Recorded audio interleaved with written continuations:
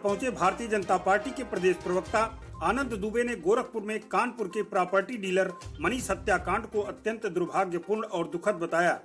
श्री दुबे ने कहा कि उत्तर प्रदेश के मुख्यमंत्री योगी आदित्यनाथ ने इस मामले में बिना देर किए जिस तरीके से एक्शन लिया, उनकी कार्यप्रणाली साफ जाहिर है।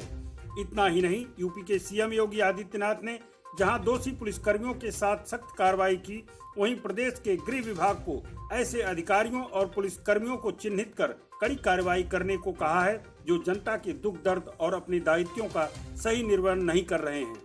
सरकार की उपलब्धियों का बखान करते हुए योगी आदित्यनाथ के नेतृत्व में उत्तर प्रदेश की अब तक की सबसे अच्छी सरकार बताया। श्री दुबे शनिवार को शहर के एक होटल में प्रदेश नेतृत्व के निर्देश पर मीडिया और संगठन में बेहतर समन्वय बनाने की दिशा में पत्रकारों से औपचारिक मुलाकात के दौरान पत्रकारों के सवाल का जवाब दे रहे थे। एक सवाल के जवाब में उन्होंने संगठन और ब्यूरोक्रेसी के संबंध को बेहतर बताया।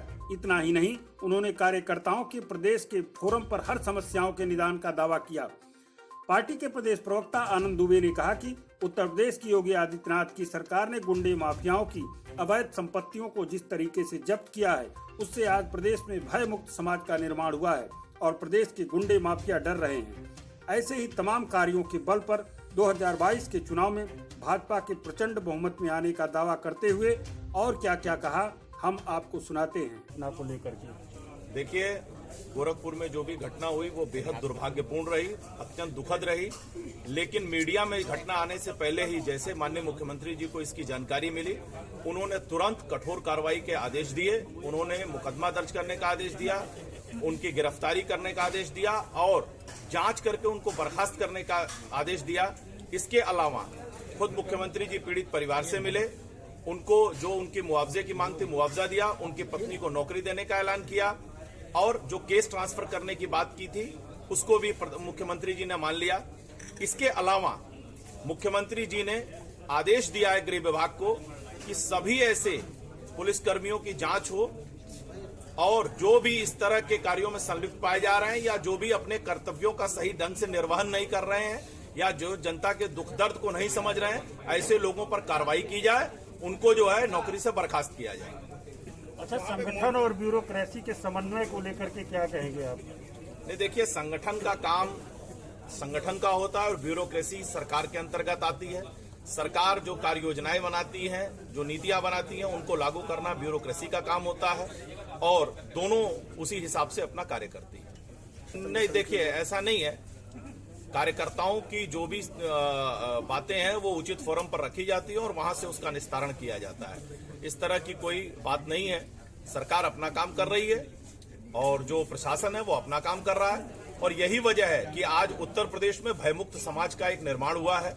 उत्तर प्रदेश में इससे पहले की जो सरकार थी, आप देखिए किस तरह से 1000 से ज्यादा दंगे हुए, किस तरह से अपराधी सड़कों पर खुलेआम घूमते थे, तमंचे लहराते थे। लेकिन आज उत्तर प्रदेश की तस्वीर बदल चुकी है। हमने लगातार अपराधियों को जेल में भेजने का काम किया है। वो अपराधी जो उत्तर प्रदेश में खुलेआम घूमते थे, आज दूसरे जेलों से उत्तर प्रदेश की जेल में आने से कांप रहे हैं, डर रहे हैं। ये हमने उदाहरण पेश किया। हमने 18 अरब रुपए की संपत्ति गुंडे माफियाओं से जब्त की है। 67,000 हेक्टेयर जमीन जो हमारी अवैध तरीके से भूमाफियाओं ने कब्जा की थी, उनसे छुड़ाया है। तो योगी जी का स्पष्ट निर्देश है कि अपराध को लेकर जीरो टॉलरेंस की नीति पर हमारी सरकार चल रही है और इसी आधार पे हम कार्रवाई कर रहे हैं। आज उत्तर प्रदेश निवेश वाला उत्तर प्रदेश बन रहा है, अपराध मुक्त उत्तर प्रदेश बन रहा है, समृद्ध उत्तर प्रदेश बन रहा है, जहां अपराधियों का खौफ नहीं है, लोग बेखौफ होकर अपना जीवन जी रहे हैं। यही वजह है कि आज उत्तर प्रदेश में दुनिया भर से बिजनेसमैन उत्तर प्रदेश में निवेश करना चाह रहे हैं।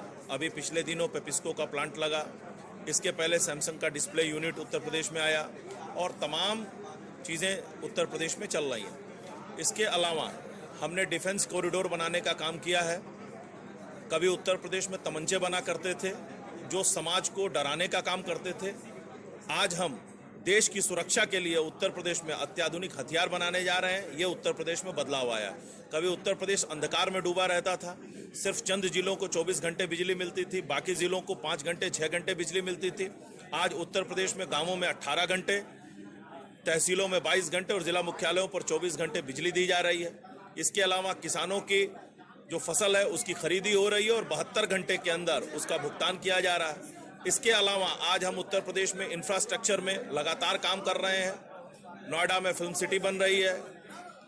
इसके अलावा 5 एक्सप्रेसवे बनाए जा रहे हैं। Ganga expressway, Purvanchal expressway, Ballia link expressway, Gorakhpur link expressway, Bundelkhand expressway, Kanpur और आगरा में मेट्रो का काम लगभग पूरा हो चुका है। इसके अलावा हमने उत्तर प्रदेश की अर्थव्यवस्था को, जो कभी 3 लाख करोड़ की होती थी, आज 5.5 लाख करोड़ की है। उत्तर प्रदेश की जीडीपी जो कभी 10 लाख करोड़ होती थी, आज 22 लाख करोड़ पहुंच चुकी है। Uttar Pradesh ease of doing business में देश में दूसरे नंबर पे है। आज हम उत्तर प्रदेश दूसरे नंबर की अर्थव्यवस्था है।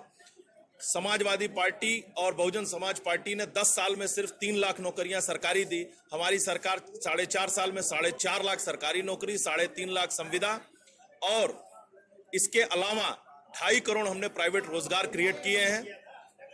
इसके अलावा आने वाले समय में युवाओं के लिए और भी भर्तियां आ रही हैं। कुल मिलाकर हमने हर मोर्चे पर बेहतर काम किया है। हमने धार्मिक क्षेत्र में भी शानदार काम किया है। अयोध्या में भव्य राम मंदिर का निर्माण हो रहा है, वहां दीपोत्सव का आयोजन किया गया। बनारस में काशी विश्वनाथ कॉरिडोर बन रहा है। मथुरा में भव्य रंगोत्सव किया गया है, वहां की गलियों को साफ सुथरा किया गया है, वहां उनके मरम्मत किया गया है। इसके अलावा सामाजिक रूप से हमने माँ बहन बेटियों को शौचालय प्रदान किया है, जो कभी खुले में शौच करने को मजबूर थी। इस तरह के तमाम कार्य हुए हैं और इसी के आधार पर भारतीय जनता पार्टी उत्तर प्रदेश में प्रचंड बहुमत हासिल करेगी। और ये जो चुनावी पक्षी हैं, जो वोट यात्रा पर उत्तर प्रदेश आते हैं, और ये जो इच्छाधारी हिंदू हैं, जो उत्तर प्रदेश में चुनाव के वक्त अपनी इच्छा से हिंदू बनकर मंदिर घूमना शुरू करते हैं और कोर्ट पर जनेऊ चढ़ाकर घूमना शुरू करते हैं, ऐसे लोगों को, ऐसे कालनेमी और मारीचों को उत्तर प्रदेश की जनता भली भांति पहचानती है और आने वाले वक्त में इनका हिसाब करेगी। जो प्रभु राम के अस्तित्व को नहीं मानते थे, जो कहते थे अयोध्या में हॉस्पिटल और यूनिवर्सिटी बना दो राम मंदिर की जगह, ऐसे लोग भी अब अयोध्या जाने लगे हैं। ये हमारी सरकार की सबसे बड़ी सफलता है कि हमने उस अपनी सभ्यताओं और संस्कृतियों को इस स्थान पर पहुंचाया है कि जो लोग कल तक उनका विरोध करते थे, आज उनको वहां शीश झुकाना पड़ रहा है।